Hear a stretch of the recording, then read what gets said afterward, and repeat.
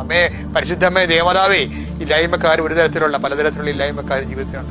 സമാധാനം, സന്തോഷമില്ലാത്ത, ഒറ്റപ്പെട്ടു പോയവര്, അങ്ങനെ പല വിഷയങ്ങളില് വീടില്ലാത്ത, വഴിയില്ലാത്തവര്, എല്ലാവരെയും നീ സന്ധിച്ച് പ്രാർത്ഥിക്കുന്നു. സുഖമില്ലാത്തവരുണ്ട് ഈശോയെ, മനസ്സിന്, ശരീരത്തിന് ഡിപ്രഷൻ അടിച്ചിരിക്കുന്ന മക്കളുണ്ട് ഈശോയെ, അവരുടെ എണ്ണം കൂടുതലാണ് ഇപ്പോഴും. അവിടെ മാതാപിതാക്കന്മാർക്ക് സമാധാനമില്ല കർത്താവ്.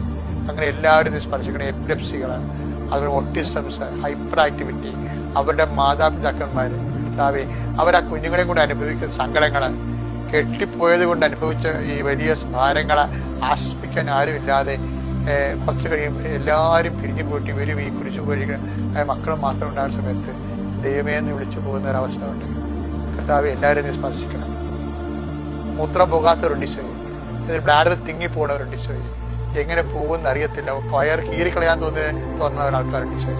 അങ്ങനെ പല വൈറസിന്റെ, ബാക്ടീരിയയുടെ അറ്റാക്കുകൾ, ഒരിക്കലും ബാക്ടീരിയ ഒരു ആന്റിബയോട്ടിക്സിനോട് റെസ്പോണ്ട് ചെയ്യാത്ത അവസ്ഥകൾ, ആന്റിബയോട്ടിക്സുകളോട് നമ്മുടെ ശരീരം റെസ്പോണ്ട് ചെയ്യാത്ത അവസ്ഥകൾ, അങ്ങനെ ഓരോ വിഷയങ്ങള്, എങ്ങനെ എന്തെല്ലാം കർത്താവ്, ഇതെല്ലാം ഓർത്ത് അങ്ങനെ തിരുസേന ഈ പ്രഭാതത്തില് അങ്ങനെ തിരുസേന വെക്കും. ഈശോ, നിന്റെ വിശുദ്ധമായ വലതുകരം, മരണത്തെ ജയിച്ച കുരിശിന്റെ ഉയർപ്പിന്റെ ശക്തി, സ്വർഗത്തിന്റെ സൗഖ്യദായകമായ ശക്തി, വിടുതൽ ശക്തി നിങ്ങളിലേക്ക് വസിക്കട്ടെ. ഈ പ്രഭാതത്തില് നിന്റെ ദൈവം നിന്നെ ഏറ്റെടുക്കുകയും സുഖപ്പെടുത്തുകയും ചെയ്യട്ടെ.